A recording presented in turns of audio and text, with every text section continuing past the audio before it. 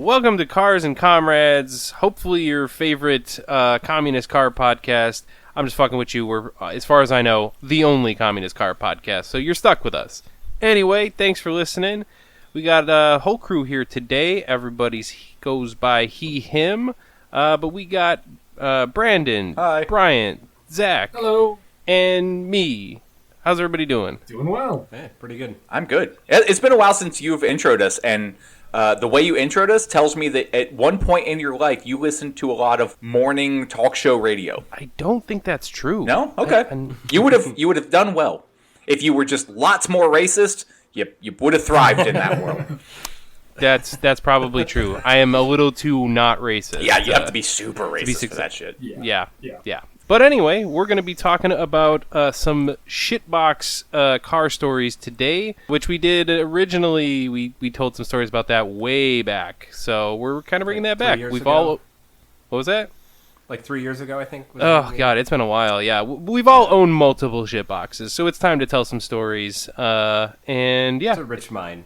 And honestly, if you remember the last episode, dude, thank you so much for listening this long. Yeah, that is impressive. You're an OG, man. Yeah. Respect. Hit us up, man. You deserve a prize. We're not going to give you one, but you deserve one. Yeah. Make yourself like a challenge coin out of cardboard or something. Well, anyway, before we get to that, we're going to start with our usual car updates, and I think we'll do, I don't know, reverse order. So, Zach, hope you're ready. Oh, I'm fucking ready. I'm so ready. All right, let's hear it. I don't remember. I have been working on my Ford pickup that I just bought because, of course, there's already problems with it. What the fuck? Of course. Yeah, I know. A Ford with problems?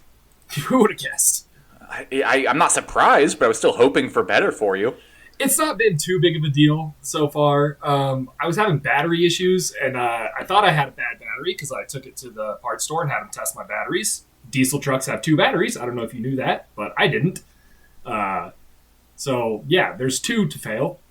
One of them came back as bad, and the other one came back as good. So I was like, cool, it's just a bad battery. Get me a new one. $240 later, I've got a fresh battery in there. That did not fix the problem. So then I was like, I'm going to be smart about this and see if the other battery still has a warranty on it. It was purchased from Walmart, but surprisingly, Walmart actually has a decent warranty on their batteries. And I got a new one for free. So I was like, cool, 2 new batteries. That'll fix the problem. Well, it didn't. So I had to buy a fucking alternator, which $260 later, I got a new alternator, put it on, drove it, and immediately shredded my serpentine belt because the pulley was the wrong size. And I did not realize that when I put it on. So I got... Wait, what do you mean the pulley was the wrong size? Oh, on the alternator you just got was a different size than the old? Yep, yeah. How the fuck does that even happen? I've done it. I don't know. I've done it. It looked fine, like probably just wasn't paying enough attention, just slapped it on, threw the belt back on. It looked good. Wait, do you guys remember like a month ago when I was having charging issues with my Cutlass? Yeah. That was why. Because the pulley was the slightly wrong size, or the belt was the slightly wrong size, and it chewed it up so bad that there was enough slack that it wasn't spinning the alternator. It literally... Holy shit. There was just black... I thought most of the time the pulley comes with the new alternator when you buy it. Yeah, mine did. Well, that's what I mean. How the fuck they get I have that no wrong? idea. Alternator came with a pulley? Yeah, it came with the Oh, pulley. wait, no. You said pulley, and I was thinking belt. Yeah, I don't know. In older cars, you have to factor in the fact that, like, you know, my motor is from the late 70s in a car from the mid 60s with a transmission from the 80s. It's, you know, I'm that guy at AutoZone who's trying to walk that poor high school student through the catastrophe that I have committed against this vehicle. Yeah, it does come with a pulley, but that doesn't mean it's always right. Yeah, mine was just slightly too small, and so the belt was not happy. It took one drive to absolutely shred the belt. Got a whole bunch of belt stuck around the power steering pump pulley, so I had to cut that off, which took fucking forever. But I finally got another new alternator at $260 and got it fixed. It's running well now. We'll see if it holds on, but it Bro, you're $1,000 into your new truck. 500. Okay, one of the batteries was free, and I returned the other alternator, so I got that money back. Oh, right, okay. Yeah, only 500 so far. Don't make it seem that bad. It's a Ford, but it's not that bad. Yet. We'll see. But that's pretty much all I've been doing. I'm really just making plans for my Subaru. I am fully intending to turn that into a rally car. So I actually met a dude at a show. I overheard him talking about ARA Rally and talked to him for a minute. I got a hookup from him on a cage for like $3,800. Hell yeah. I think, which is like not a bad price for a full ARA spec cage. I think. Why would you spend $3,800 on a install? cage when you could buy like $6,000 worth of tools to make your own?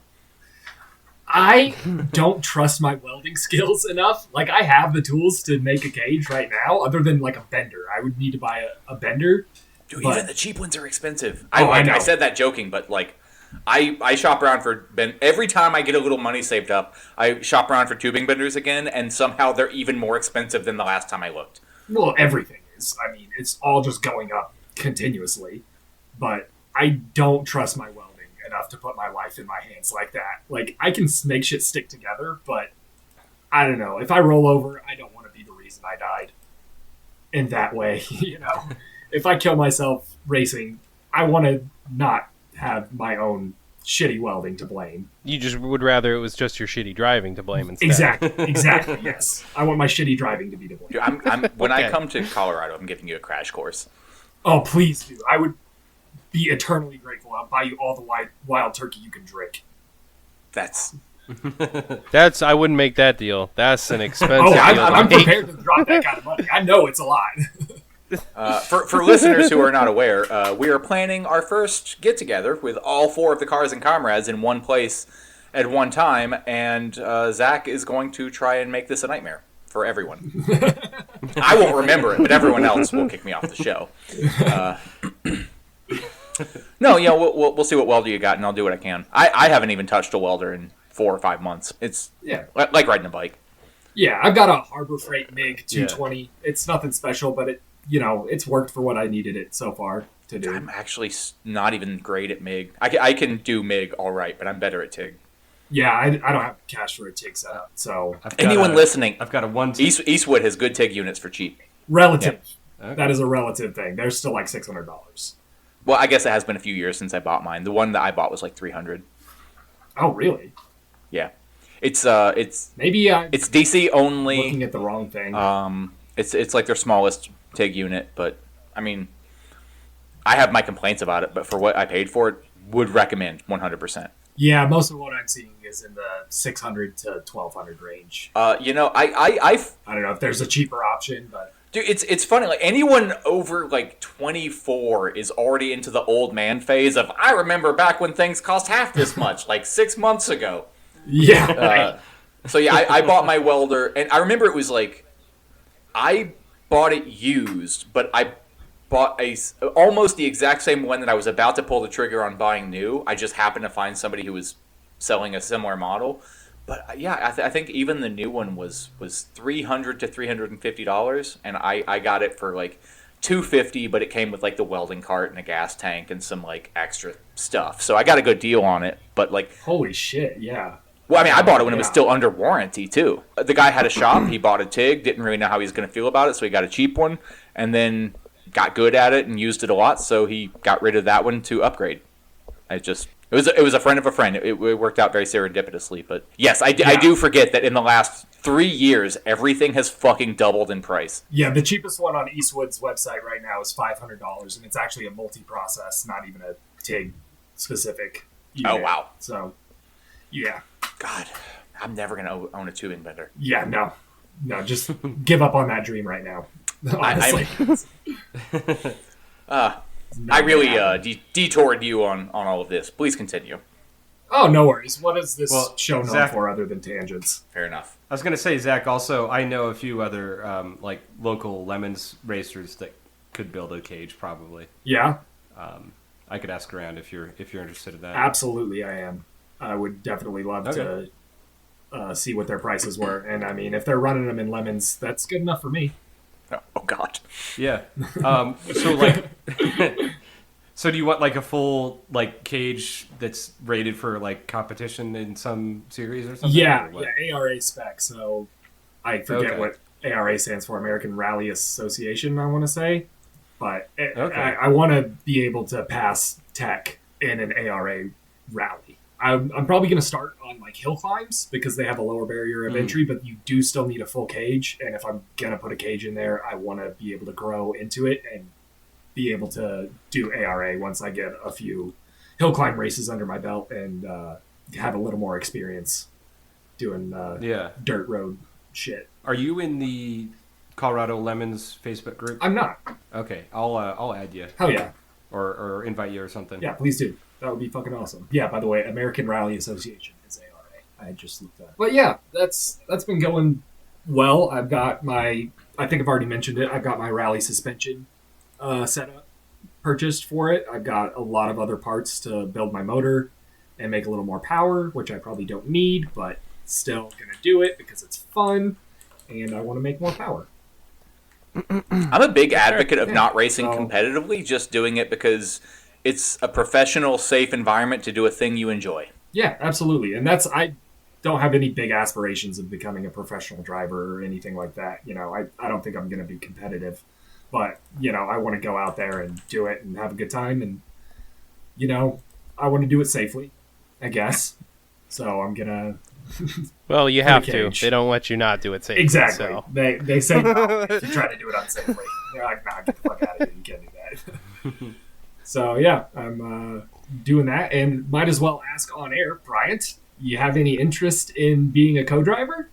Maybe. I don't know if I'd get car sick or not. But, Okay. and also, my sense of direction isn't the greatest. Okay. So I don't know if you want me doing that, but Well, maybe. I figured I'd extend the offer. You know, I don't know if you want to do it with me behind the wheel, if you trust your life Yeah. to me. But, you know, if any listeners are listening and trust their life to me, you know, hit me up. I'll let you come ride shotgun and yell. I Notes at would, me. but I actually get violently motion sick. Oh, trust me, you would get extremely motion sick with my driving. I'm not a smooth driver by anyone's definition of the word, so it's going to be a little rough for whoever's in the passenger seat. I apologize in advance to whoever that may be. It's going to be a rough go of it, but it'll be fun, you know. Do I need a fire suit? Yes, racing suit, helmet, and Okay. HOTS device is all that I ask that you provide. I do not have any of that. I will build the I car. have a motorcycle helmet. All right, well, you'll have to. I have a bicycle helmet I can wear also. I think bicycle helmet is the way to go. Actually, Yeah. might as I well. love that mental image. Just be as unsafe as possible. I'll do the like Lycra bicycle outfit also. Yeah, but that's about it for me. Just fixed up the Ford. The Subi's been sitting for a little while. The Ranger is still in limbo. Don't know what's going to happen with that. I might just try to sell it as is. If someone wants a Ford Ranger project, hit me Literally up. no one wants that. I know I've said that. Yeah, I think I've said that every time I've talked about the Ranger. Like, hey, hit me up if you want to buy this, but no one's going to buy it. It's a pile. You know what you need to do is go in the comments of the Donut Media videos Yeah. where they're fixing up a Ranger and be like, hey, if anyone wants to get their own project started. There you go. Yeah. That's actually a good move. Yeah, that's actually not a bad idea. I might start doing that. Just don't mention to them that you found the one bad Ford Ranger. Yeah, well. It's more than one, believe me. Yeah, I was Yeah. going to say. Yeah. They're all going to think that they can get mine for $500 because apparently Donut has a magical car buying Zach frees up. genie Looks like that it. they use to buy cars for $0. Yeah, kind of what sucks about like those bigger channels. Like I know I saw this on Roadkill more than a few times. They're able to buy cars at prices that no one else can actually achieve because there are people who are eager to sell their cars cheap to somebody like famous. Where it's I don't know. It's like they're fans. They want to help out. They whatever. Pick your reason. But you know where. Why can't we be that famous? What the hell? I want to buy cheap Oh, we have cars. ethics. It slows you down. Yeah. Because every time someone tries to sell me something cheap, I somehow start talking about Stalin and they ask me to leave. I'm just kidding. I only do that at weddings. That's the best time to talk about stalling, is at weddings. That really gets I people have going. done that twice. And that does not surprise me.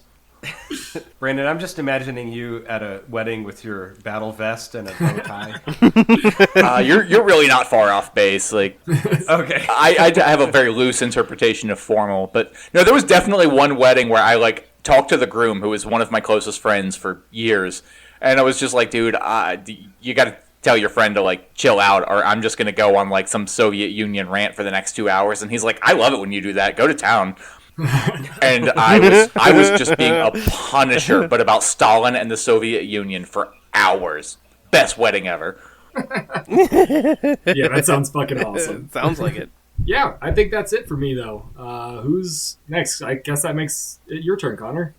Yeah, I guess that makes me, so oops, whatever. Yeah, so I'm next in the order. So I have 1.5 million things going on. I'm going to try and keep it kind of brief, but 350Z, there's a whole bunch of shit that I, like parts and stuff that I've got stacked up and I got to get done. Some of them have a bit of a clock on them, and I'm being very slow about it. But it is pretty much time for me to put in my my steering angle kit, which is basically full front suspension minus the coilovers, which obviously are already installed. But, you know, all the control arms and all that shit is going to be replaced, and it's going to be basically the control arms are just the geometry is changed so that you can turn your wheels more. So I forget what the factory steering angle you can get is. It's not good on the 350Z. This, I think, gets me to, I don't know, like 65 or 67 degrees or something like that. It's a substantial increase. So you can get more sideways. You're a lot less likely to spin out. There's all these benefits, but it is definitely time for me to install that. And one of the things, I could have waited till, you know, there's no rush for me to get that in, but I have to order some new wheels, and they are 3 to 4 months from Japan. Ooh. So, like, yeah, I kind of have to figure out what's going to fit.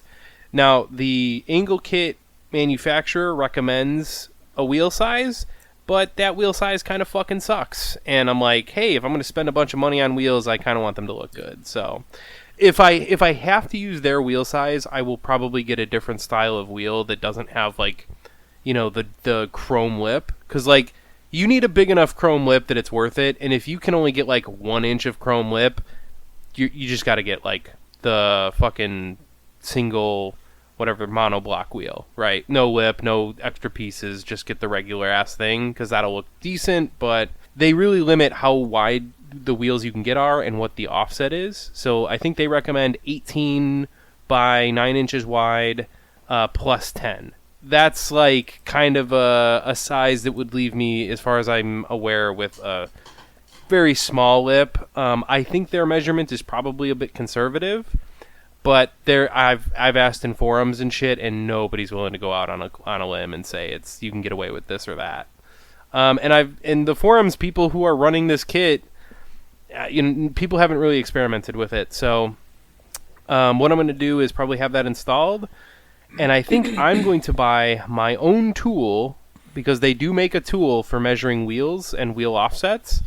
And it's like, it bolts onto the hub, and it mounts inside of a tire. So like the tire size that you're likely to run, and it would mount inside that tire. And then from there, once I install the kit, I can actually turn the wheel, figure out what's gonna fit, and then I will basically turn around and buy whatever I can get away with in terms of wheels. So that's coming soon, but my wheel options are going to be limited by the angle kit, unfortunately. And honestly, I'm more about actual performance more than the look of the car. So, which is kind of sucks sometimes, because my car does not look very good. It just looks like a stock fucking car, despite all the shit I have done to it. I hate that feeling. So anyway, I really do.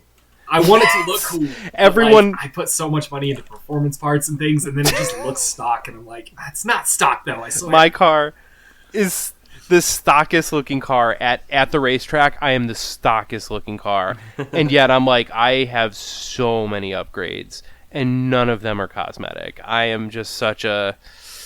Anyway, point being, I have to get that installed. I'm going to have that done professionally because, one, I don't have an alignment rack, and I just don't want to fuck around with it. And I'm kind of like short on time. So I think I'm going to get that done soon-ish. but I'm kind of being slow about it. Part of the reason I'm being slow about that is because of my other piece of shit car that is like really close to sellable now. It's like really getting there. Not to backtrack, sorry. I just out of curiosity, what brand did you go with for your angle kit? So I went with FDF. Okay. Which I forget what it stands for, but it's FDF. Their mild mantis kit. So they have a mega mantis kit, which is like even more steering angle. But I just went with kind of like the regular one, which doesn't come with like. The other one comes with like special knuckles and everything. Mine is just upper, lower control arms and, tie rods and offset rack spacers and shit like that. So. Okay. And then what wheels were you going with? Or what wheels would you like to go with? Because I know you had talked about like some works or something like that, right? Yeah. So my plan is for work, some white work T7Rs. So they're 7-spoke wheels.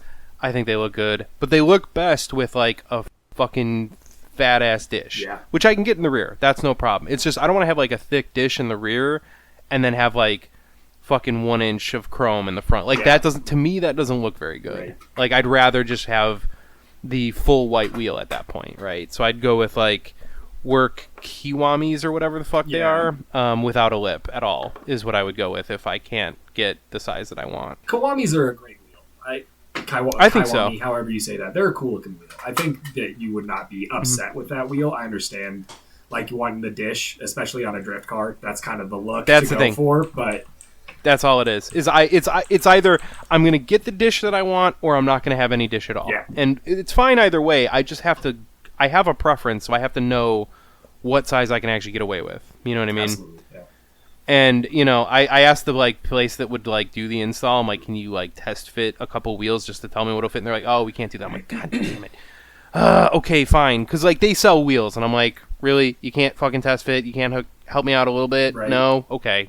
Fine. I'll buy a special fucking tool myself to do this. Ugh. Anyway, it's a pain in the ass. But that's so, like, the thing is, because there's like a 3 to 4 month lead time, I want to get that order placed sooner rather than later. Yeah, so sure. I kind of need to get on that. Plus, it'll give me time to get started in the season and whatever with the angle kit. So yeah, I got that coming.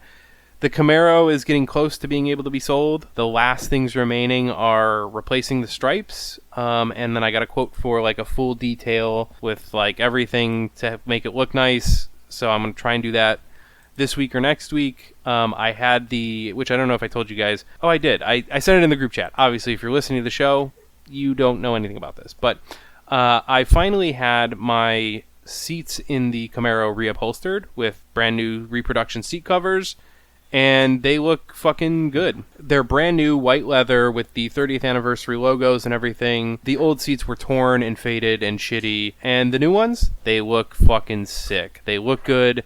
They feel good. They smell good. They're very, very, very, very clean. Then I also had the carpet in the rear of the car replaced because the sun has destroyed the carpet fibers so much that, like, if you run your finger across the carpet, it would just, like, you would make a track and, like, lift up a bunch of the carpet fibers like they're dust. I mean, literally, it looks like carpet until you touch it, and then it just crumbles into dust. I've never seen anything like it. It was real bad. As a guy who has an appreciation for vans from the 70s, that is a thing I am familiar with a lot. Yeah, so it was pretty bad. So I had that carpet replaced. I also had them try and paint some of the sun-faded plastic interior parts, and they said, yeah, this shit was so dry-rotted that the paint wouldn't stick. So they ended up, they're like, what we did do was we used a heat gun and whatever and heated them up, and it brings out the plastic shine a little bit. It's kind of a, like, it looks better than it did, but, you know, the next owner can replace those. That's not, like, a big deal. It looks more presentable, is the point. So that's all done. Interior-wise, it looks like a different fucking car. It is a big deal. It really does change, like, because the car looked like a real project before. With new seats, new stripes, and, like, a good exterior detail and everything, this car will actually look pretty good. So, last couple things, and then I will hopefully get it on consignment to, I don't know, somebody else can make it someone else's problem. So that's kind of what I'm excited about now. And then, who knows, if I sell that car, maybe maybe I'll have a down payment for a house in the next year or two. Hell yeah. We'll see. That would be fucking huge, Yeah. man. A mortgage is better than rent. Big That's what I'm hoping for. That's awesome. Yeah. So yeah. Oh, hell yeah. Oh yeah. Yeah. Yeah.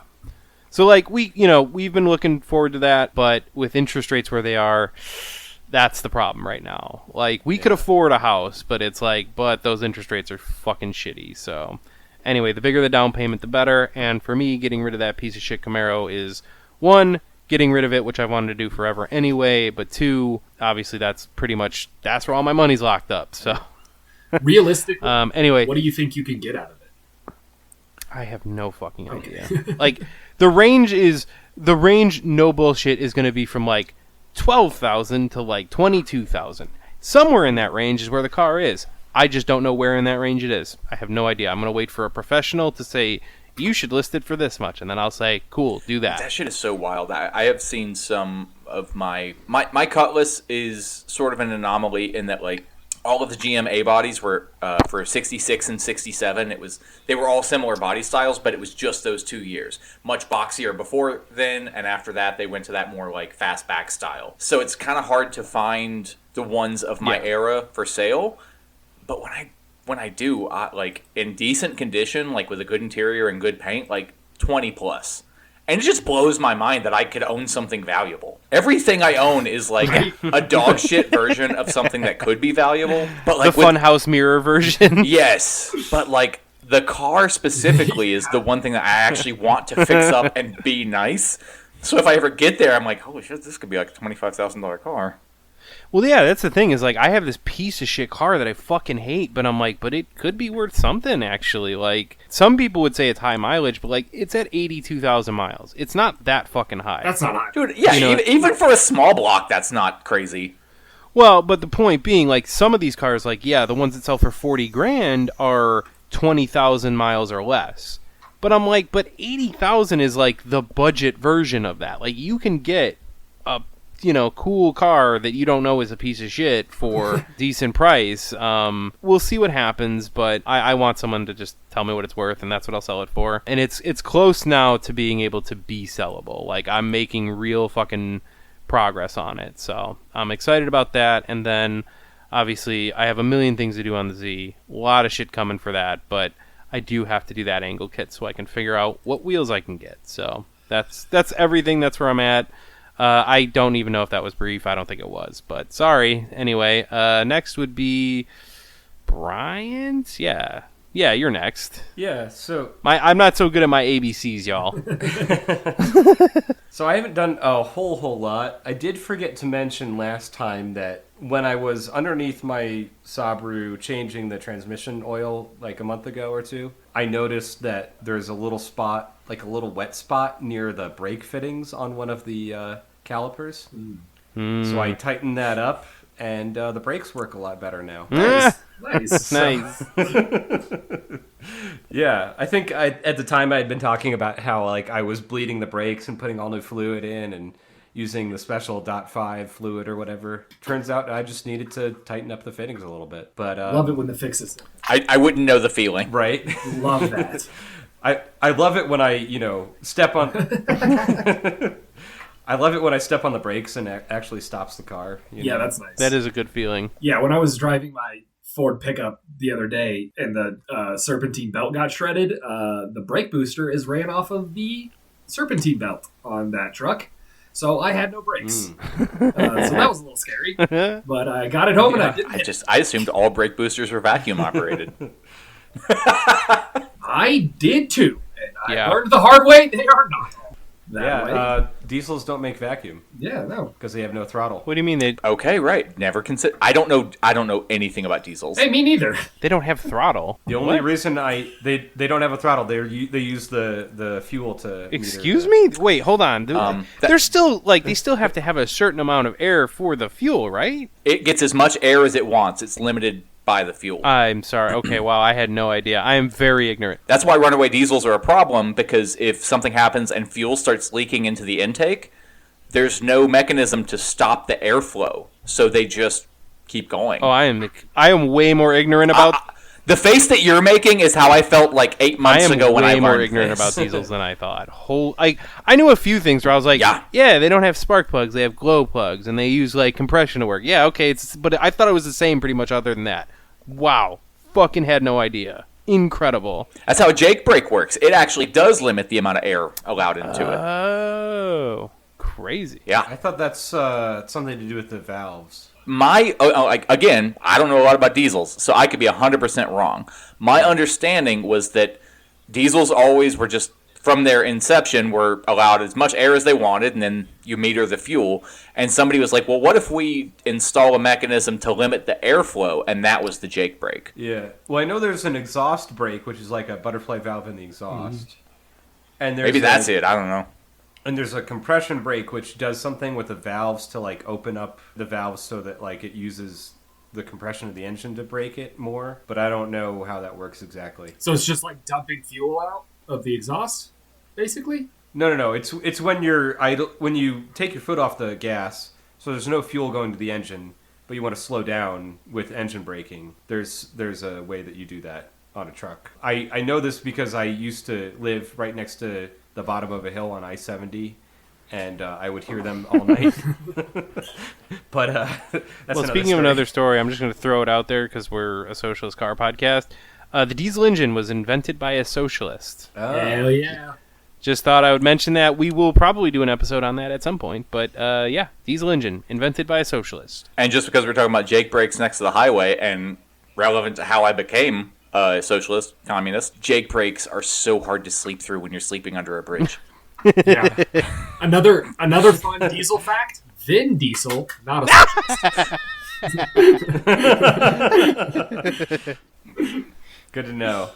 I mean, I didn't think he was, but... Yeah, do we know that for a fact? Yeah, is he actually... Actually, I don't. I just assume. He's like a huge Maybe nerd. he is. He is. I don't know. I know there's a reactionary nerds, but I feel like if you're kind of a nerdy guy, that does point you in our direction. Vin Diesel, come on the pod. Another little diesel thing. I started doing the research for an upcoming episode on Wankel rotary engines. There were a few attempts to make diesel rotary engines. Interesting. One of them by Rolls-Royce. Dude, that just straight up sounds like a bomb. Yeah. Yeah. Also, John Deere experimented with rotary engines. One of them was 11 liters. That sounds Holy amazing. shit. Love it. How many rotors was it? So, just a little teaser there. But enough diesel facts. Bryant, how's your project cars going? So with the Subaru, I was talking with Zach. I got a recommendation for an e-tune guy. So I've been talking with that guy. So I think I'm going to do that, but he wants me to do a, a boost leak test. Yep. So I did one of those, when I replaced the intake manifold gasket, but it doesn't hurt to do one again. Just to rule out any problems. So I've got a PVC pipe end cap and some fittings and valves and all that kind of shit. So I think I can pump up a few PSI into the intake and measure how much it leaks and all that shit. Yeah. So gonna do that today if I have time. Oh, and I was going back and forth with this tuner guy, just trying to rule out issues, and I'm like, just for shits and giggles, I'm gonna try the Cobb OTS tune, just what they recommend for, and I think that stands for off the shelf. Mm-hmm. It's basically just like a one size fits most kind of tune. Yeah. For whatever parts that you have. It is definitely not better than what I have right now. And I should say the whole reason why I'm wanting to get a new tune is, one, when I replaced the intake manifold, I put in a silicone inlet tube between the MAF and the turbo. Mm-hmm. And so that, adds a little bit of flow. But I also fixed that vacuum leak, which I think I had for a while. And the first E-tune I had was tuned with this leak. Yeah. And the guy that did my first E-tune is not answering my emails.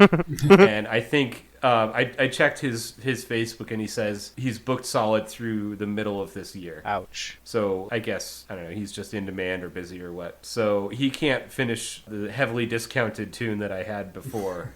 So I actually have to pay full price now and get a real big boy tune, I think. Or just put everything back to stock and No, yeah, you're never gonna do that. Yeah, you're not going to do that. We don't want you to do that. Yeah, I mean, I did keep all the parts. Don't do that. No. Yeah, what else? Oh, I put a analog boost gauge on there with the LEDs that light up. Oh, hell yeah. Because I am perpetually 16 years old. Aren't we all? I'm going to have Yeah. underglow Yeah. in my car this year. I fucking swear it. So, Hell yes. I actually want to put underglow on one of my See- vans. oh, hell yeah. Hell yeah. But- That would be fucking sick. In my green Ford, all of my interior lights are green LEDs. And considering my fondness for like stoner metal and shit, it's the perfect van for me. Yeah. But yeah, I think I need green underglow. Oh, that would be super cool. You absolutely Yeah. do. Yeah. I hated it till a friend of mine did it to his van, and I was like, oh, I just hate the other vehicles I see it on. I'm so glad Underglow made a comeback. It was a mistake to ever let that go. Oh, yeah. It's back in a Yeah. big way. And now we have LED technology. Yeah, Like, it Yeah. makes it so much better. Yeah, you can do it for like $12 now that there's LEDs. yeah, Yeah. Right. Maybe I should do underglow. yeah. Let's all do underglow. A part of me still thinks I hate it, but I just also want to do it. So whatever. Yeah. Fuck it. Yeah. Dude, you could do Now, should I? RGB LEDs and just have like any color you want underglow at the flip of a switch or like the press of a button. You could program it to your phone. You could have rainbow underglow. I just want green. You could have it. Well, you could have it be green or red and yellow. Red and yellow for my other van, but my my Ford van I have named Green Hell, and it is green, and everything inside of it is green, and I'm going to do green. Yeah, that makes underglow sense. eventually. Yeah. So yeah. If I did underglow, I think I would also have to put a little strip of lights in the intercooler hood scoop. Yeah. You know, For sure. maybe do the Knight Rider bouncing back and forth. Hell yeah. Red LED. What else have I been doing? Oh, my mountain bike. I put all new tires on it and got it out on the road, and immediately got a flat the first time I was riding it. Oh man. So I get to do that again. I noticed that the bearings were a little bit loose, so I got the right wrench for doing the jam nuts, and it's got the old school cup and cone bearings. Once I got those all squared away, it's like, oh, this rides a lot better. Like, I can go so much faster up hills and stuff because the bearings are actually where they're Nice. supposed to be. Oh, I yesterday I talked to someone that I hadn't talked to for a while, and he's like, "Hey, didn't you used to have a Toyota MR2?" I'm like, "Yeah, I should probably fix that thing, shouldn't I?" He's like, "No, I thought you parted it out." Oof. I'm like, Ouch. Nope, still sitting in the garage. Yikes. Yeah, that doesn't feel good. That's the greatest insult Yeah. to a car person. Oh man. Oh yeah, that car that you love. Didn't you part that out? You're like, no, I didn't. I'm still spending money on it. Actually, does it work? No, it still doesn't Yeah. work. It runs. It would drive theoretically, but the suspension is still fucked up. And it needs new tires badly. The HVAC system is a little wonky. I think I don't know if we need any more Keep going. hands there. That's probably enough. Yeah. Oh, and another thing, I saw my uncle the other day, and he's thinking about buying some kind of a sports car. So I gave him a few recommendations. We'll see if he follows that. He said, I'm thinking of a BMW 2 Series or similar, and I'm like, maybe you should look at a Nissan 350Z or a 370Z, because it'll be a lot easier to maintain and give you pretty similar performance. Yeah. So we'll see. That's a good recommendation. Yeah. Also, I'm surprised you didn't recommend a Miata. I know he did go and look at a Miata, like a brand new one. Okay. So I don't know if he might do that. But he lives in Michigan, so convertible in Michigan, rear wheel drive. I don't know. I gave him plenty of all wheel drive hot hatch recommendations also. Yeah, you can't even buy used in Michigan. It's just a pile of rust. Yeah. I remember last time I was there visiting family, I was like, Yeah. oh shit, why? This is like a 10-year-old car and it's already got holes you could throw a cat through in it. Oh, that reminds. Okay, I need to tell a story about that. Okay. Throwing cats through rusty holes. Sort of. Well, all right. So here's the question: Is this Okay. the official transition to Brandon now? Yeah, I mean, Go ahead, because I'm done. Okay. Okay, I was going to tell everything I've done and since we last recorded in order, but since we mentioned throwing cats through holes, I don't know if you were talking about felines or catalytic converters. I started working on my Ford van again, and I've had the doghouse off of it for months since I started working on it. because on the rare occasions that I got there and fuck with it, like the doghouse is a little bit of a hassle to pull. But the thing is the doghouse operates as the firewall too. So I went out to go work on it last week and found piles of cat vomit and a cat living in my van. I evicted him. Brandon's a fucking cop. God damn it. Chairman Meow is going to be coming for me.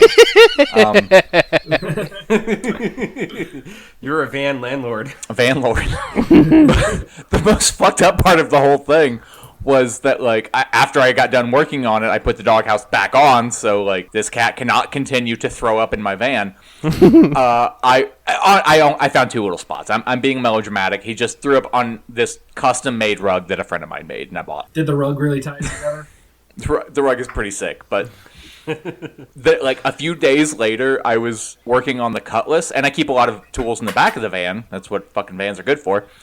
And I opened the door and realized that in the far back corner, there's just piles of feathers from multiple different birds. No evidence of, like, gore or bones or just feathers. But, like, this cat has been dragging dead birds into my fucking van and going to town and then just disposing of the remains. But I'm not a birdologist, but there was, like, notably 3 different types of feathers. Yeah, I had to evict a cat. I know the cat. It's a stray that my neighbors sort of kind of take care of. Like, it's not going to come inside, but it's going to stick around the neighborhood. I would feel worse, except, global warming. It's fucking in the prime of spring in late February, early March now. So that cat has found somewhere warm to stay. But in that process, I put a new carburetor on the Ford. It ran like shit, and it turned out that the carburetor that I bought remanufactured had been put together slightly wrong. I haven't finished tuning it back up because I fucked up any air fuel adjustments real bad trying to get it to run right before I realized what they had done.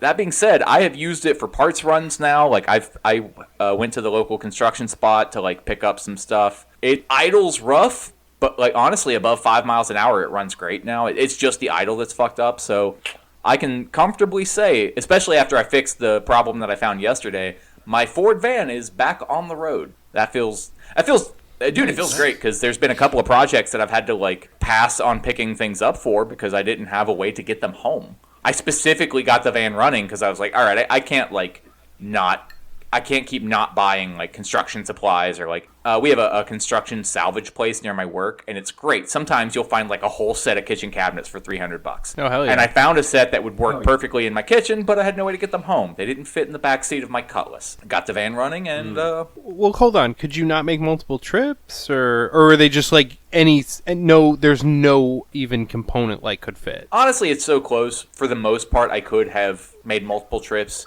There was on the one set that I liked in particular. I don't even know if it would have fit because honestly, like, cabinets are usually kind of made for the room. Retrofitting can be a little bit dicey. I'm not fucking afraid of it because I'd rather spend $300 on cabinets than whatever fucking $10,000. I don't know. Like, cabinets are fucking expensive. I have no idea. But there was one corner cabinet that there was just no way I was getting it in the fucking car unless I put it in the trunk and ratchet strapped it down so it didn't fall out when I hit a bump. It was more the awareness that like I needed to get my van back on the road. And I did do that. It is running now. That's fair. But even before I did that, a couple of weekends ago, I went out to my shop with a friend of mine. We had to do some work to get his van running because it was stored at my shop. And digging around with my 75 Chevy, that's a 327, 350 transmission. It's always run really good. I just had an issue with a leaky intake gasket that was... I thought I'd blown a head gasket, but it was just the intake. It was letting coolant into the oil. That was like a year ago, and I just didn't fuck with it for a long time. I fixed all that stuff forever ago, but it just never wanted to run right. I got all that fixed. Then it didn't want to prime. And that was just kind of the bridge too far. I was just done fucking with it. I thought maybe there was something wrong with my fuel pump. I thought maybe my gas gauge was wrong, like was fucked up, and I just didn't have any gas in it. I did all this stuff. My fucking fuel line immediately behind my electric fuel pump was cracked almost in half. I presume maybe just from sitting. I don't know. Yeah, I could pour gas down into the fuel line and it would run for a while because it would pull gas. It wasn't broken all the way. but it would eventually kind of like just be pulling enough air that it would stop really like pulling gas out of the tank and die. So I climbed under it. Dude, like, you know how, like, you say it's going to be a 15-minute fix, but in your heart you know that you're going to be under there for 2 or 3 hours? Oh, yeah. Oh, yeah. I said it was a 15-minute fix, and it might have been 10. It was literally... Oh, wow. It was directly next to a fuel filter, so I just cut out the fuel filter, cut out the section of hose that was fucked up, and replaced it. I had everything I needed. I just had to go pick up some hose clamps. It was that easy. Because it was an electric fuel pump, I put the key in, let the pump prime the carb. It does no problem. Van fires up. I haven't driven it anywhere because once I had that done, I had some other stuff I had to get done that day. So I can't say that it's necessarily drivable. I believe it is. It misfired a few times while I was messing with it, but the van also hasn't run in almost a year. It hasn't fired up in 4 or 5 months, but it hasn't driven in a year. That could just be bad gas. I did put a few gallons of fresh gas in it, but it's still like it wasn't warmed up, and I was hitting the throttle, so it would backfire. Bad gas. There can be condensation, so water in the gas. Any number of things. I'm not actually worried about the backfiring. Yeah. I just want to double check like my timing and some shit before I actually like take it on the road. But I honestly believe that if something came up and I had to drive that thing 100, 200 miles tomorrow, I could do it. hell yeah. And I say that because I have AAA. So if I drive it at 200 miles and it breaks down, they'll tow my ass home. But no, it seems to be running good. And the Cutlass just continues to run. We've had some chicanery around the neighborhood. My neighbor's car got stolen. She had a Kia, so of course it got stolen. But I went outside the other day to just randomly having a flat tire. And I'm like, okay, well, you get flats, whatever. I rode my bike to work, came home, put air in the tire. It seemed to hold air. Subtle ride my bike to work Yeah. flex. Happy to do it. Now that Ringus. spring sets in, the last week of February, I was able to ride my bike on like February 25th to work because it was like 50 degrees at 8 a.m. So the ExxonMobil riding my bike to work flex. No, I thought it like I pulled the wheel off after I got air in it and it seemed to be fine. I like sprayed it down with soapy water. Nothing. It hasn't seemed to gone down any since in the last week and a half. I think someone deflated the air in my tire. I think that we just have some neighborhood kids being assholes and fucking around with shit. Very possible. Yeah, Very possible. Yeah, I can't get mad because I was that kid 25 years ago. I was that kid, yeah. Yeah. But now I'm just... I'm perfectly ready for... Karma's going to be a bitch for me one day. I'm like, oh man, neighborhood kids are going to fuck with me so bad. Oh. Quick side tangent. There's a group, I forget what it's called in the UK, that basically does like direct action protests against people with like giant SUVs. Yeah. And their technique is to take a lentil, like a little, tiny bean, and put it in under the valve stem cap. So when you screw it down, it depresses the valve. I love that so much. That's fucking great. So they're not even damaging the tires; they're beautiful. just deflating them. So beyond that, like I had that problem with the Cutlass, and otherwise it's been good. To expand on that, a while back, I kind of realized that the engine in that car, for as much as it's never going to be like a good performance engine, runs fine. The actual parts of my car that are a nightmare are the transmission because it slips so bad, like third gear is shot, and the suspension. So I finally got around to calling around to a drive shaft shop because I had one place recommended to me by both a guy I know who is a boomer, hard-ass, annoying motherfucker, and even he was like, no, this place is great, go to them. He hates everything and shits on everyone, but he loves this place. And it is coincidentally 3 shop fronts down from the restaurant that my girlfriend works at, and she says that they come in all the time and are like the nicest fucking guys and are respectful and tip well, which you kind of don't expect wow, from hell yeah. that era of person, but whatever. That's great. I called them up and I was like, I need to either have a drive shaft shortened or made, preferably made, but depending on the costs, I might just have the one I have shortened. He asked me make and model, all that bullshit. I tell him, 67 A body.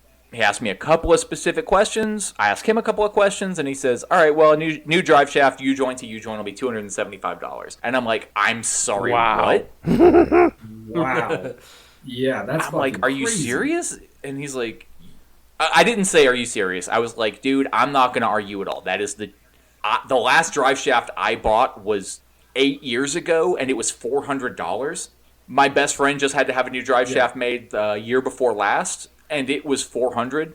I was expecting $400 or more because everything cost a fortune in the last year. I was expecting having one shortened to be $100 to $200. If I keep the one that I have, it will be good if I ever swap in the transmission that I want to run in this car. I don't have that right now, but yeah, for $275, I'm just going to have a new drive shaft made. And then because the weather has been nice, if I can find like a 2-day stretch, the one thing he said is he doesn't recommend me doing anything other than putting the transmission in, getting the measurements, and then giving them to him. So the car will undoubtedly be down for a few days, but he also said that if I get him the measurements in the morning, he'll have it to me by the afternoon. Dude. Wow. God damn. This is like my dream shop right here. Good prices, quick turnarounds. Where do I find this? I mean, granted, I got them off of race season, but I got turned down to a machine shop for doing like engine work a while back, and I talked about it on the show, but they decked my heads for my 455, and they said they would have it to me by the end of the week, and it would be like, I honestly don't remember. I think they said it would be under $200. They had it for me 2 days later, and it was $100. And now, from what I'm told, you absolutely do not expect that during race season. But like, I mean, if it's not a pressing project, I'll fucking wait. Shit, I don't care. Like, but yeah, to have, I love the process of slowly accumulating like the junkyards that I like, the engine guys that like. I'm not gonna like. There's no mechanics in town that I really trust to like work on my shit because I mean that's the territory of something I enjoy doing and don't really want to farm out, and also don't trust people to work on my 50-year-old shit. But like I was seriously considering making a drive shaft because I do have the resources to do that. I would just have to take it somewhere to be balanced. But for $275, I'm not going to consider working on that myself. The kit that I was... It's not even worth your time. Dude, the kit that I was looking at was $250. There's no... God, yeah. No. That's a no-brainer. So, that being said, I'm like literally probably after this call or maybe tomorrow, I'm putting together a list, or I actually already have the list. I'm going to go to Summit and fucking buy all the parts that I need. And slim chance I'll have a new transmission in the car the next time we record. But after that, I think probably so. I think because I already have the transmission, but there's a lot of other parts that I need, I'm looking at about $400 with including that drive shaft, and that's with a shift kit, new like a yoke, a handful of other stuff. I don't remember everything, but like yeah, $400 or $500, and I'll finally have like a real beefy transmission in that car, and I'm really looking forward to it. I think the transmission has been the single thing that has made that car unenjoyable to drive. And that being said, I fucking beat the shit out of that thing. I've like now that it doesn't leave me stranded on the highway all the time. I've like every time I drive it, I just love it more than the last time. That's great. That's a good feeling, dude. You're gonna do so many burnouts. I don't think I'll ever go anywhere again. I will I will put thousands of miles on that car with it parked in front of my house. Just roasted. After I've talked about the fact that I've already picked the front suspension kit that I'm doing. So right now I think financially at the end of the month I'll have the money to do the transmission, the front suspension, and the gutters on my house without dipping into savings. That's my goal. I don't want to dip into savings to do any of this shit. So like if one of those things has to wait, it'll be gutters. Yeah, that's not fun shit. Fuck that. But there's plenty of work right now. I might do a little bit of overtime so I don't have to dip into savings or anything, and just I think that we're really on a good path so that like by the time spring is really sprung, I will basically have a new car minus the body and engine, which granted I know is not a new car, but a new transmission and new front suspension I think is going to make that thing feel like a different car. Hell yeah. I am very fucking pumped. sweet. Yeah, absolutely. Definitely. Yeah. Good shit. And with all every transmission swap I've ever done was just one single awful day. So if we have a nice day next weekend and I've ordered the parts, I think next weekend might be that day. Good shit. Hell yeah. So what you're saying is you have 3 running cars. I have 3. I have 3 cars that I could drive if I needed to. I think that's a first for you. Hell yeah. Well, I think if it lasts for another 2 weeks, it's a first. Because as soon as I got the 2 vans running, the car got the flat. Yeah, there's always something going down. And then as soon as I put air in it, it wouldn't start that night. Because, like, it just had to embarrass me with a friend. Like, me and a friend of mine were going somewhere, and I was like, yo, let's take the car. It's been doing great lately. Wouldn't even turn over. Wouldn't click. Oh, God, of course. No, I had forgotten that I had put it in neutral to let the wheel spin when I had jacked it up to pull the tire. And I did put it back in park, but, like, I guess the neutral safety switch is finicky. So it wasn't, like, all the way in park. The car wouldn't move, but the neutral safety switch was not engaged, so it wouldn't start. But it was like 10 o'clock at night, and I wasn't about to start doing diagnostics to figure out why. Yeah. But yeah, for right now. For right now, I got 3 vehicles that I can drive. Yeah. Good shit, man. Hell yeah. That's great news. That being said, I realized that the body on my for Shitbox Stories, the fucking 75 might be the story this week, because I went to go start it and saw piles of rust that had just been deteriorating and falling off of the body while it was parked. Oh, God. Oh, that's sad. That is I got under it and looked at, like, it's a unibody, so you can't really say frame, but there is something that you would obviously and visibly identify as the quote-unquote frame. It's fine, it's intact. There's just some like supports between the rockers or the cab corners and the frame that have deteriorated. I can patch all that up. It's just going to be annoying. I was actually going to go do that today, but after a week of 60 and 70 degree days, we had a whiteout snowstorm today, and then tomorrow it's going to be in the 60s again. So, there you go. Thanks, ExxonMobil. Dude, it is wild. No, I'm feeling good, man. This might be like one of the most productive gaps in between recordings I've had, at least in a while. Yeah, for sure. Quick tangent, you reminded me of something, Brandon. I just want to plug this YouTube channel. The channel is Nivlac57, so it's Calvin backwards, number 57.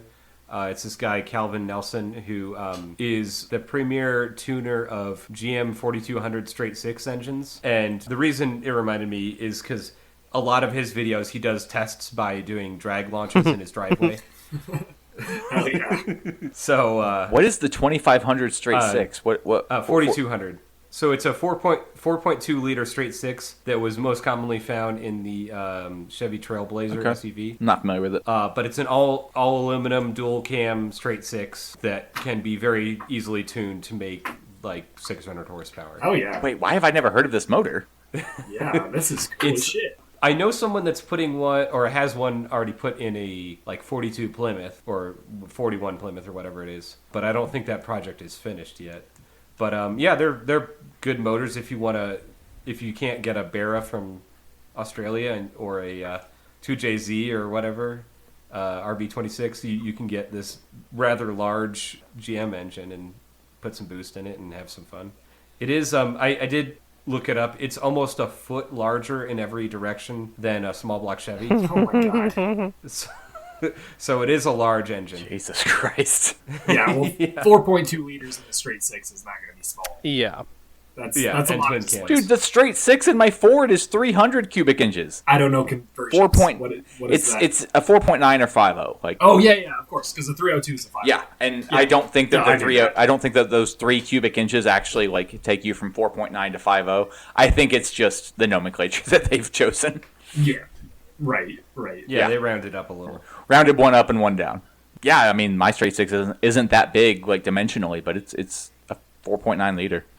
But I mean it's a push rod motor. It's not overhead cam, so that makes a big difference spatially. That does. Yeah. That does. Well, and when I was racing lemons with the 1950 Dodge pickup, it had a flathead straight six that was like 3.5 liters, whatever that is. And just looking at it, it was about the same size as my Miata's 1.8 liter engine. Damn, that's crazy.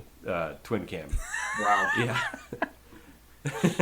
Yeah, I mean straight sixes kind of just are the size that they are. Even if you reduce the bore size, they're still just 6 cylinders long. This is a long stroke, truck motor, and it only had like 4 main bearings or whatever.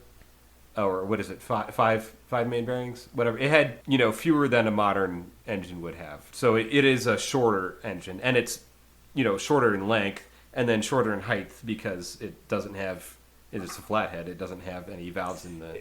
Was that the Hurricane straight six? No, it was the one that was. It was. I think it's just called the Chrysler flathead straight six. It was in every like Chrysler and Dodge from like 1932 to like 1955. Or something like that. It was just the base motor. I can't remember, but I feel like the Hurricane that I know might have been an iteration of that motor. Maybe. I thought the Hurricane was a Nash or Rambler design. It was in Jeeps, I know. I've seen it in boats a lot. I don't know. Okay. Like I thought that was. I don't know. I don't give a shit about flatheads. Yeah. No, that's pretty terrible. I did. Okay, another side tangent. Kevin, the guy that owned the truck, he eventually put like a 5.9 Magnum Dodge motor in it, so it actually runs and drives really nice now.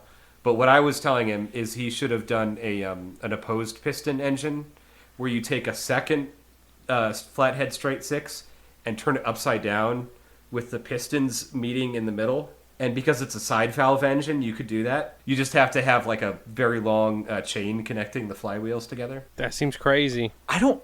And God damn it! Why is that so funny when you? Aren't opposed piston engines like crazy efficient? So yeah, I mean the idea is that you can get really high compression ratio, also expansion rate. So like most opposed piston engines are two strokes, like two-stroke diesels. The reason why you want that is you can. I think we talked about this on the Bill Lear steam. Anyways, that was an opposed piston steam engine, but with a two-stroke engine, you can have asymmetric port timing with the like intake and exhaust, so it lends itself to better efficiency in that regard. I don't remember all the details on that, but like the Napier Deltic engine was like a opposed piston two-stroke diesel that was in like locomotives. In the 60s, I think. Interesting. 50s, 60s. It wouldn't necessarily help you any with two flathead motors. It would just give you more displacement and slightly higher compression. But Well, there's no replacement for I displacement. don't know. And you'd have like another 2 feet of engine sticking up above the hood. Also. Yeah. And another 700 pounds of cast iron. In there Also, I would have no idea how you would oil how you would oil that. Yeah, that's another. Yeah, I think the way to go would be laying them on their side. Yeah. Where are you going to fit? I can't imagine where you'd fit that, but, you know. Over the wheel wells. Right. It would basically be like an inside-out Subaru motor. Yeah. Yeah. And we're talking shitboxes that we used to own or maybe currently own. What made them terrible? What made them great? So, Zach, why don't you start us off? Hell yeah. I think I refrained from talking about my Subaru last time because I believe Connor was talking about his Subaru, and I didn't want to disparage Subaru that much in one episode. That's right. That sounds right. So I think This is a different Subaru? No, well, it's not my current Subaru.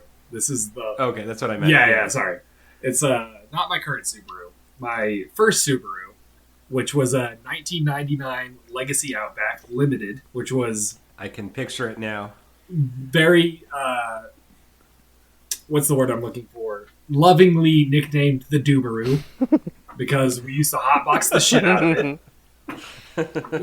It was a shitbox, but it was a fantastic shitbox. It had close to 200,000 miles on it. I'm not sure because the speedometer stopped working, and the speedometer is tied to the odometer. No idea what the mileage actually was. That's how I keep the mileage low on all my cars. Yeah, hell yeah. It's a great method. It was the naturally aspirated 2.5 liter with the 4-speed automatic transmission, which means it got up to 60 at a blistering eventually. It leaked oil the entire time I had it. Like, the entire time. I would put oil in it, like, at least once a month. Sometimes it was, like, every other week. It was a wonderful car, though. I loved it so much. It had heated seats, all leather interior, 2 sunroofs. 2? Okay. 2. It had one for the front and one for the rear. Nice. Yeah. Yeah, this thing was mint. In 1999, this was like the hottest Subaru you could buy. But I did not own it in 1999. I owned it in like 2017. So it was pretty rough by the time I got it. I overheated it one time so badly that the coil packs melted to the spark plugs. No. I had to use a hole saw to cut the coil pack out of the spark plug too. Like, just drilled it out. Wait, so a hole saw, hot. so you cut off like the ends of the coil pack and like just drilled poured out the middle? Oh man, that is. Yep, exactly. Just snapped the coil pack head off and fucking went at it with it. Oh my god. Which is not easy to do on a Subaru because you got a frame rail. That's right. Oh my god. But I made it work and got the coil packs out, got the spark plugs out, replaced the radiator that blew, replaced the thermostat, new plugs, new coils, and sent that bitch back on the road. And it fucking took it, man. It blew up a CV axle one time, just completely quit in the middle of the road. Blew the CV axle and it just would not go. It was always causing me problems like that. But I drove that thing for several years and it never let me down. It sounds like it constantly let you down. It never let me down. It overheated one time and it blew up the CV axle the other time. And it would leak coolant and it would leak oil. And, it was great though. It was a trooper. I continuously broke it. It reminds me of one time I explained to somebody that a Chevy can never die because it's so easy to replace the engine, the transmission, the rear end. And they were like, it just sounds like your Chevy's constantly dying. It sounds like it's just Frankenstein at that point. It's like a zombie car. Yeah, it's a zombie car. It just keeps coming back to life. You kill it and it just revives. So if I could drive it to work, it's not dead. Sorry. I don't. Exactly. No other rules. Exactly. Yeah. It had a... Also, if you've ever listened to the exhaust note of a 3800 V6, they do sound like they're dying. Yeah, absolutely. No, it was a great car, despite being a shitbox. The stereo in it was terrible. All the speakers were terrible, but I had the cassette to aux Hell yeah. cord adapter in there. Yeah. And I would just blast death metal in there, and it sounded fucking terrible. True mark of a shitbox, yeah. It was fucking awesome, man. I loved that car. It ran pretty well for the time that I had it, and I ended up selling it to a guy for like, I don't know, not very much money, like $1,000 or $1,500, because the brakes were warped on it. So every time you hit the brakes, it would just shudder. That was a little scary, but it still ran when I sold it. So I consider that a win. That's quite a win, yeah. I feel like a shitbox is like something that like you own and then the next owner is a junkyard. It's unusual that there is another owner after you, so that is pretty impressive. Yeah, it was great. And that started my love of Subarus. I was like, this car cannot die. That started your love of Subarus. Interesting. Yeah. Okay. A lot of things are making sense now. It was a piece of shit. A gross misconception started your love of Subarus. These things live forever. Yeah, exactly. I mean, it was a piece of shit, and it did kind of break a lot, but it just kept going. Shit would break, I would fix it. It was cheap to fix. I ran it into the back of somebody. I wasn't paying attention and slammed into the back of someone, and I just junkyard fixed it. Just got a new hood, a new front bumper, some new headlights, slapped it all on there. Fucking kept going. Every time something would go wrong with that car, or I would fuck it up because I fucked it up a lot. And I also got rear-ended at one point, and I just didn't do anything about that. I just took the bumper off because it was hanging on by a thread, and ran it with no rear bumper for a little while. Yeah, the thing was a tank, man. Took me to the mountains constantly. We would pack it with dudes. Like, I had a roof rack for it, so, going snowboarding and stuff, we would just pack 6 deep in this thing. One dude's in the back, just chilling in the hatchback. All the boards on top. One of them stuck in the back over the back seat, and a guy, just curled up in the back there, and of course smoking the whole time, just because fucking it's the Subaru, man. Like that was the vibe. It was a great car, but it was definitely a shitbox car. Like it took its lumps and it just kept on ticking. Yeah, I loved it. That's my Subaru origin story. Nice. All right. Yeah. For my shitbox story, we're going to talk about my second car. The first one was a different kind of shitbox. I never actually drove it, so it's a different kind of story. But for the my second car I bought off a friend who, it was a shitbox when he owned it. So it was a 96 Toyota Camry with the 2.2 liter and a 5-speed manual transmission. Nice. It was beige. I believe the color was actually champagne. As it should be. Yeah, it was great. And it was a 2-door. And it had like a little like subtle spoiler, but like honestly, it did not look bad for a fucking Camry. Yeah. So yeah, that was my like first like real car that I drove and owned and whatever. I bought it for What year was it? It was a '96. I bought it for $1,200. I think it had like, I don't know, 120,000 miles or something when I bought it. It was a pretty good deal, sort of. Although I did know the owner and I knew that car was beat to shit. All right, so it was like the car that a friend of mine had for years in high school, well, like 2 years or something. So then I bought it after high school, and by the time I bought it, I think it already had like Sharpie graffiti and stuff on the interior, and like it was already a hunk of shit. Like this thing was not well cared for before me. And I did my best to care for it, but, there's only so much I could do. Before I purchased it, and as I was making the decision to purchase it, I actually performed a brake job on it, because they were fucked. So I did the brake job, and I forget why. I think, and this is like an omen for what this car was going to be, but I did the brakes, but earlier in the day, I had been, like, stung by a bee. And so I took some Benadryl, and I worked on this car, did a brake job, full thing. Didn't realize how the Benadryl had actually affected me until I did the test drive. And when I did the test drive, I went over some railroad tracks, and one of the wheels came off. No. That's not supposed to happen. Yeah, I didn't. The lug nuts were all hand tight, so that was my bad. Apparently, Benadryl fucked me up a little bit. Who knew? Yep, been there. Yeah, it'll do that, yeah. Yeah, the rest... Did you see the Hat Man? I was going to ask if you saw the Hat Man. Dude. And I mean, that's just like a fun story that like that's... And then I bought the car after that. Did you just feel bad that you knocked one of the wheels off? So you're like, I was already going to buy that car anyway. It was a cheap hunk of shit, but I was like, it runs. Whatever. Wait, how much did you pay for yours? I think it was like $1,200. Nice. I mean, it's nice. Yeah, cannot argue with that. Now, granted, it only made it to 160,000 miles before I blew a head gasket and had to send it to a junkyard because I just wasn't willing to pay to fix it. But like, in the time that I owned it, it saw, all kinds of shenanigans. I was a young man. We did shenanigans in that car. Oh, yeah. It had cigarette burns in it, graffiti. It was. Apparently, which you reminded me actually, as you were talking about how you rear-ended. So I was like, oh yeah, that was my first car accident. I rear-ended somebody. And it was so funny.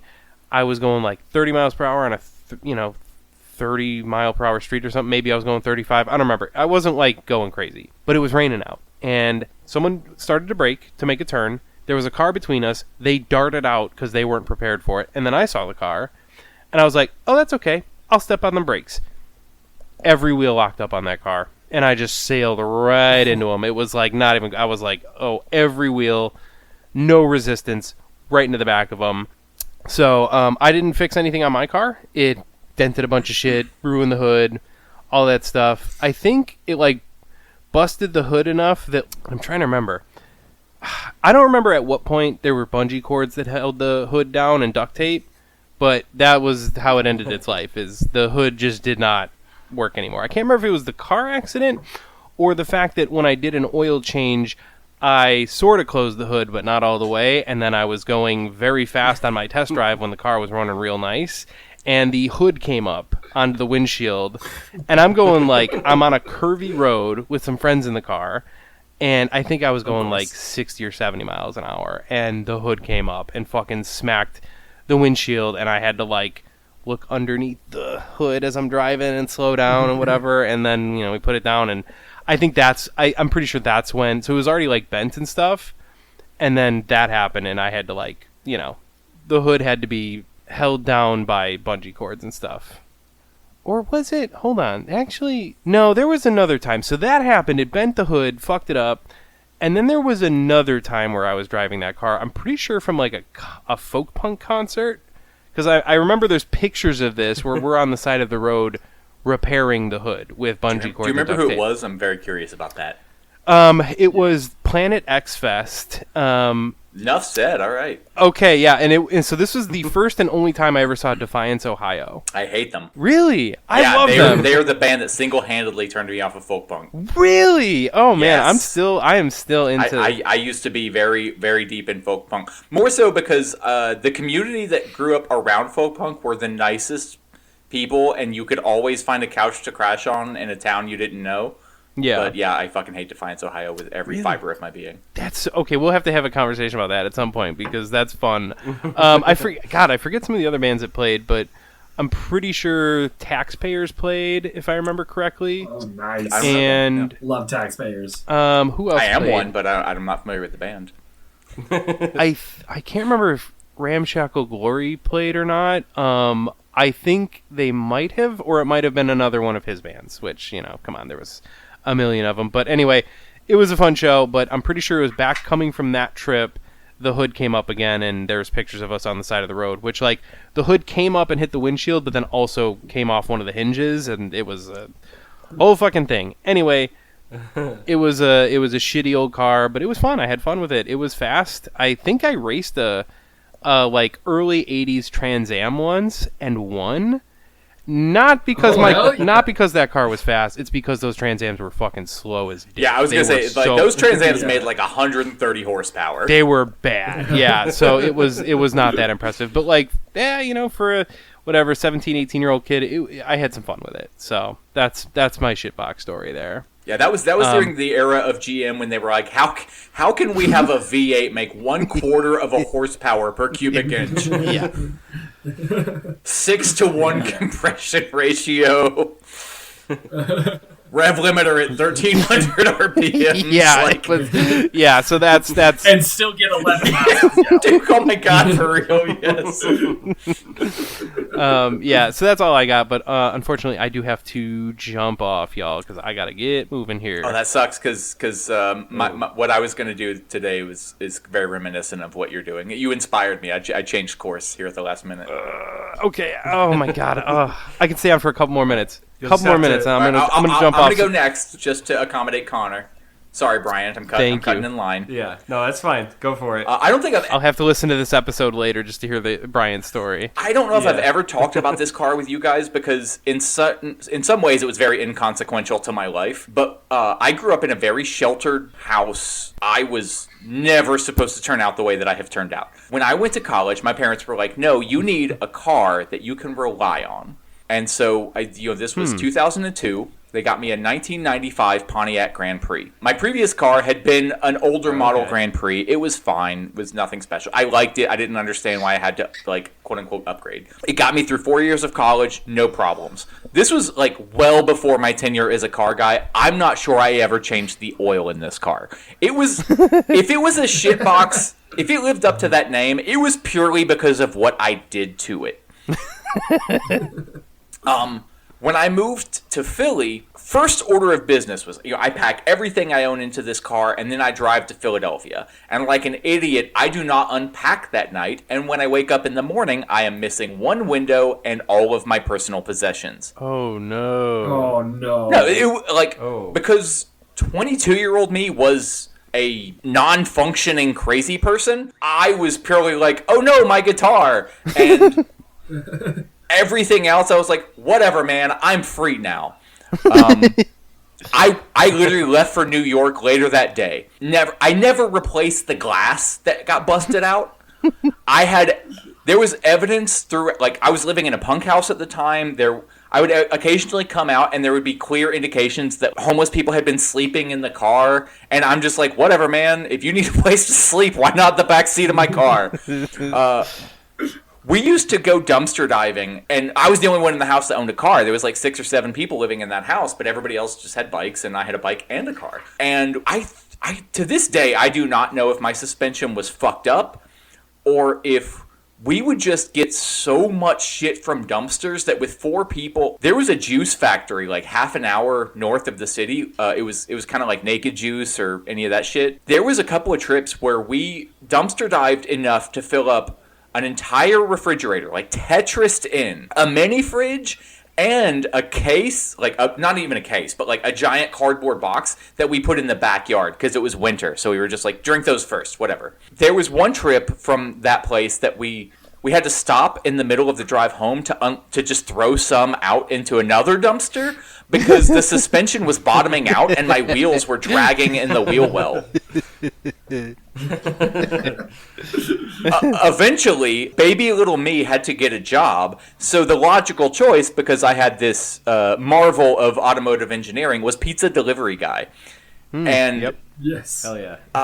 I honestly, I feel like looking back, I was like the seminal pizza delivery guy, dude. I was like just the crusty punk who like had no idea what was going on in life, just beat the shit out of his car on an hourly basis. There was at least twice during snowstorms I slid into telephone poles and then just kept on my way to the next delivery. And like honestly, it delivered pizzas for me for like a year and a half, and like That's a good shitbox. dude, I think That's that when it capital, died, really. it still had the back windshield busted out. I don't remember, but I'm almost 100% certain that it never. It was a 2-door, so it would have been like the driver's side rear window, and it was just like, I'm like, no, that's not worth. When am I going to have $200? So, yeah, been I there. just beat the shit out of it until one day I was pulling into work, and I had already signed up for the trade school to get my CDL and start driving tractor trailers, and I was just waiting for all that shit to start, and I pulled in to pick up the delivery. I was actually like, my first pizza delivery job was a local place, and I was making like actually really good money. In 2007, I was averaging $18 an hour delivering pizza, and I was taking a stack of roughly 6 pizzas home to the punk house that I was living at every day. That's a sweet gig. When you take so much pizza home that a group of 6 to 8 punks are like, dude, we're sick of eating pizza. You have won at pizza. You have won a pizza. And so like the last few months of its life, I was actually working at a Domino's. I was living in like bumfuck New Jersey with a girl I was seeing, and I pulled in to pick up my delivery, and just suddenly it was a whole bunch of neutrals in that car. And I don't talk much about that car because it really wasn't anything special, but like it was deeply reflective of where I was at in my life at the time. Yeah, which a whole bunch of neutrals is definitely like a metaphor for a lot of people. I Just get like that. a raging piece of shit that like had no reason to even still be on the road, but was just kept on chugging along. That was where I was at in life, and I loved that car. Not at the time. Looking back, at the time, I was just like, whatever, it's a car. But looking back, I'm like, wow, there was a lot of dumb shit that I couldn't have done without that car. Yeah. Oh yeah. And I think it set me on the GM path for the rest of my life. I've owned 2 imports, and everything else I've owned has been a GM product. So, and those 2 imports were both one was given to me, and one was $500. Well, and you have a Ford also. Yeah. Can't I forget. try to forget the Ford. No, I mean, like, okay, yes, fair enough. I guess I've had more non-GM products than I like to remember, but I think 3 is still it. But yeah, even after that, I found like a $500 beater just to get me back and forth to the trade school I was going to. And after that, started driving tractor trailers, and that was its own shitbox. It was a 5-speed. It didn't have 3rd gear, and for a brief period of time, I lived in it because I had lost my job. My girlfriend was deeply in debt and just said, fuck it. Just going to drive around and sleep wherever I'm parked for the night. Fuck yeah. Yeah, the shitbox isn't the car. It's the life. Yeah. Yeah. Yeah. Yeah. I was manifesting shitbox. If you have a shitbox car, you've got a shitbox life. Like, let's be honest. Well, I would disagree because now my life is pretty together, relatively speaking. And I own shitboxes because for me they're diamonds in the rough. Yeah. There's a difference, though. There's a difference between a shitbox and a diamond in the rough. A true shitbox car has no redeeming qualities, really, at the end of the day. It's just It's never going to get better. Yeah. Yeah. There's no up from there. It's just going down. I don't know, man. My sister had a shitbox CRX when I was like 12 years old. That if she still if she still had that in the same condition, that would be a diamond in the rough now. So yeah, a CRX is worth a lot of money now. I think the difference between a shitbox and a diamond in the rough, you don't know for 10 years after you've gotten rid of it. Yeah. It's about the future of the car, not the present. Future is unknown, man. But yeah, I was actually going to just talk about any of the stable of like shitboxes, like things that barely run. Like my one van, I had to like start it from underneath the fucking like I had to like turn the key on and then get underneath it to start this, like hit the starter with a screwdriver to like bridge the gap because my wiring was so fucked up. I had 2 separate fuse panels because so much stuff was fucked up. I was just started rewiring it piecemeal. But yeah, that was like after I learned kind of what I was doing and could keep it running. The Grand Prix was just kept going no matter how badly I treated it. And I don't even know, I put tens of thousands of miles on that thing. I don't know. I had it for 7 years-ish? 6, 7 years? Oh, shit. 6 years. Wow. Well, that's a long time. Yeah. It made the trip from Yeah, Pennsylvania that's to a long Georgia and life. back numerous times. Yeah, can't argue with that. Yeah, good car. Damn. But anyway, on that note, I got to run, y'all. But you guys have a good one then. Take it easy. Oh, yeah, brother. All right. All right. See Have a good ya. night. Bye. All right, Brian, it's on you now. All right. Well, I am going to talk about, I believe it was a 2003 Kia Spectra. And this was, I think, I forget if we were recording when I talked about this. This is when I was working at Target, I think. So this would have been around 2009 to 2012, somewhere in there. Damn, it's a pretty new car. Yeah, you would think that, but It was a Kia. By the time It was a got to me- 6-year-old Kia. Yeah, it was a Kia. Yeah, That's fair. That's fair. It felt a lot like a 2004 Ford Escort. I mean, excuse me, a 1994. When my sister crashed Ford her Escort. fucking CRX, that's what she got. A Ford Escort hatchback. Yeah. Which I think they were both based on the same Mazda chassis, so maybe they're... She loved the CRX and hated the Ford. She felt like my parents were punishing her for giving her that car.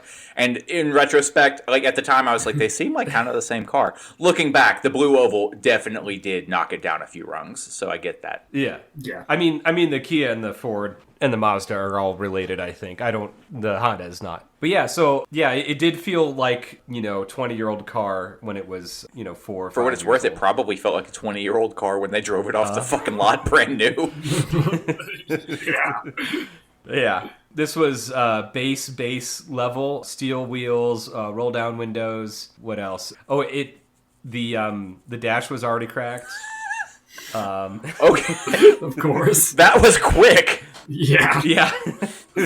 The sheet metal seemed very thin, like it got a couple dents like in parking lots or whatever, and they started rusting because the paint was also very thin. And this was a car that I am very grateful my parents helped me get, because they're like, you're taking the bus or riding a moped to work. Maybe that's not the greatest, like when there's bad weather or like if you want to find a job that's further away. So they did help me out a lot. I got a better job that paid better. I was able to go back to trade school and, get an even better job after that. So I am very grateful that they helped me get this car. Having said that, let's continue going over the faults of it.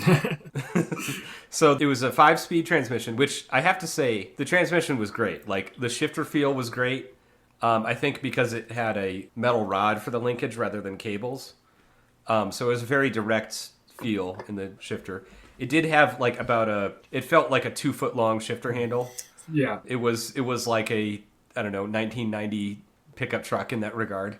It had the 1.8 liter engine, which I think is an evolution of the Mazda BP engine that's like in the Miata and stuff. Because the forerunner to the Spectra was the Sophia, which actually just had a Mazda BP engine in it, and also looked very similar to a Ford Escort. And then after the one I had, the Spectra, they called it the Forte. I forget what it's called now. But let's look at some stats. So it's a 1.8 liter 4-cylinder, 114 horsepower, 152 Newton meters, whatever the fuck that means. That's roughly the same power as an 88 Trans Am. Okay, yeah. I don't know if you actually know that or if you're assuming, but I believe it. I believe it. I don't know. 0 to 60 in 9.7 seconds. There you go. It says like 27 miles per gallon, but I got better than that. I think I got like 32. But yeah, it was white, so I called it the refrigerator white appliance mobile. And to celebrate this fact, I created a Facebook group called the Refrigerator White Appliance Mobile Appreciation Society. Nice. So feel free to join that group. No one has posted in it since 2016. I also experimented a little bit. I got the, what do you call it, the contact paper that you like put in cabinets and stuff. I got the wood grain stuff, so I put wood grain paneling on the side of it. Nice. I think... If I may for just a moment. Go ahead. I looked it up just so we know. A 1982 Pontiac Firebird Trans Am. That was the 305 motor. It got 145 horsepower. Okay. Ooh. I was not far off.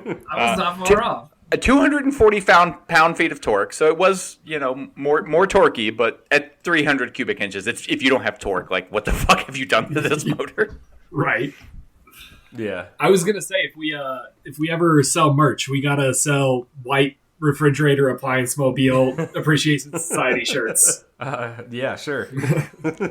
Oh, we should print some kind of t-shirts. Yeah, that'd be fun. Yeah. Even if we only print 4 of them for us. Hit us up, listeners, if you own a screen printing business or whatever. We need to print 7 so both of our listeners can have one too. Does that math check out? No. Nope. But Yeah, some 6. whatever. I'm not a mathematician. mathematician. Yeah, that's what I said. Yeah. Mathematician. Okay, so it didn't have the greatest chassis rigidity. Like, No. when I was... I'm sure the 82 Trans Am wasn't great on its own. I mean, this is a hardtop. I don't know. It's a modernish car, but like, I guess just the sheet metal was so thin that whenever on my route home from work, there was like a frost heave or a crack in the pavement or something in the middle of a curve in the road. And so like, if I had the suspension loaded up in that corner and I went over that bump, the whole thing would shake and wobble. It felt like, Yeah. I think it had rear drums. I don't remember exactly. Maybe it had discs all the way around. I figured out why I had it, that it had an interference engine with a timing belt. Bad combo. Which means, yeah. And the previous owner's like, I don't know if it's ever been changed. So if the listener doesn't know, that means like if the belt breaks, your engine smashes itself to pieces. So my dad knows a guy that's like an amateur mechanic, or I think he actually did go to school to be a mechanic, but he was just working out of his home, and he's like, I'll give you a good deal on a timing belt replacement. And this is like before I learned how to work on cars. So I'm like, yeah, sure. Okay, go ahead. I got it back. And then like a week later, it started making this rattling sound. Oh no. And I'm like, I don't know what's going on, but maybe you should look at this. So I drove it all the way back to Colorado Springs with it making this rattling sound. And he's like, yeah, sorry, I forgot to tighten up one of the bolts on the water pump. Wait, he just remembered that? And I don't know exactly what, like, he got it, everything taken apart, and he's like, yeah, this, the water pump is rattling off the engine. So I never saw what exactly was happening with that, but yeah, it didn't sound good. So, I mean, other than that, it was actually one of the most reliable cars I've ever owned. Basically just put, gas and oil and drove it. I did have it was like some sensor in the engine failed, but only when it rained and it got wet. So I'd just be driving around and hit a puddle and it would go, "Ugh," and the engine would die. And I don't think I ever fixed that. I think also the anti-lock brakes stopped working for some reason. And what else? The front bumper started falling off. Like one of the fasteners just broke or fell off or whatever. So I just found some random, nut and bolt and did it up, and hopefully that stayed on there for the next owner. Oh, but speaking of using your car to transport things, I once, like the rear seats folded down so you could like pass stuff through the trunk or whatever. And one time I went and bought a scooter and put it in the back. So it was I believe it was a 1986 Honda Spree 50cc scooter. Nice. It was, I remember it was some old brick apartment building on Colfax near downtown, back before that area got gentrified. Mm-hmm. And it was this lady that was like chain smoking and like had the moped parked inside. Nice. And so like when I got it back and got it running, it had foam insulation on the body panels that enclosed the engine. to like cut down on noise and stuff. And whenever that got warm, it started smelling like tobacco. Oh God. What else did I do with that car? I got snow tires for it with another set of wheels. And I'm like, yeah, that's 4x100, it'll fit. And I forgot about the center bore diameter. And so it didn't fit, and I had to get wheel spacers for it. Nice. And I'm not sure if they were totally centered on the thing, but I mean, I was going slow in the winter anyways, so Yeah, fuck it. It's fine. yeah. But I mean that got me through my going back to tech school until I basically got more in grants and scholarships than my tuition was. So I had a few $1,000s left over at the end of my tech school and was able to buy my Miata. So that car sort of indirectly helped me buy my shitbox Miata that we talked about in the last shitbox for any of our younger listeners, if we have any, there was a point in time where school was cheap enough that if you played your cards right, you could do it at a profit. Yeah. I knew one or two other people who were actually like slick enough that they did that, like applied for just every scholarship and grant and effectively got paid to go to college for a couple of years. Yeah. Thanks, Obama. Oh, this was like before Obama. No. Oh, I mean, when I was going to school, it was when Obama was in office. Yeah. I guess so. I started school I started college in 2002. So, before Obama. Yeah, that was like middle of Bush. I remember. No, yeah. Okay. It's all coming back to me. I don't think about the early 2000s a whole lot, but before Obama, that was still possible. Yeah. But yeah, that's about all I have. I was talking about like maybe I should turbocharge the engine on this thing to make more power. Because I'm like, yeah, it's based off of a Mazda BP engine, and there's turbo kits for that. How hard could it be? But it's like 9.5 to 1 compression on those engines. Ooh, yeah. So I would have had to do like a head spacer or something like that. Yeah. Or run it on ethanol. I ended up not doing that and just had a reliable car. Lame. Yeah, boring. I know.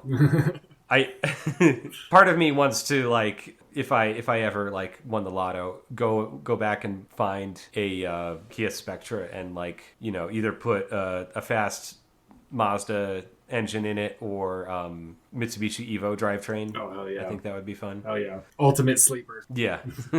Yeah, when y'all were talking about like how your cars look stock earlier, I'm just like, man, sleepers are fucking cool. Who cares? It's hard when you have a car that's kind of looks fast already, and then it's not fast stock, and you have to make it fast, and then it just looks like it goes the speed it should go. It still looks stock. Yeah, exactly. It's not exactly a sleeper at that point. It's just like, it finally looks as fast as it is. I mean, I can't wait till I have the drag van on the road and it's making a good 600 or 700 horsepower and just looks like a shit heap 60s van. Hell yeah. Yeah, we'll see. I mean, my MR2 is probably the least powerful car that I've ever owned, but I've gotten the most speeding tickets in it just because it has like a wing on the back and stuff. Yeah. Dude, I stand by the idea that like I don't get pulled over because I drive vans. If I'm doing 100 miles an hour in my fucking shit heap van, it just somebody sees it and they're like, that can't be right. It's got to be going like 50.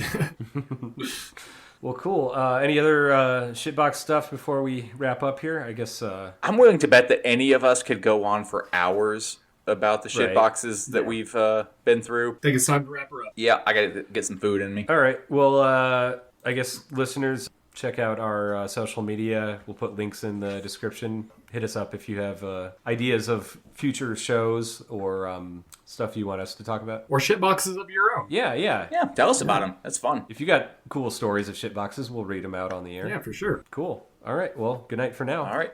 Bye, everybody. Bye. Bye. You can tell a revolutionary, but you can't tell a revolution.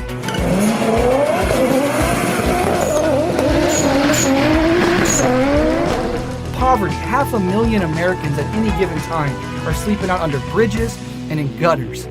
Is that not violence to force a human being to sleep in the fucking street while the rulers that dictate this entire system have 4 or 5 or 6 fucking houses? That's violence. If you ain't first, you're last.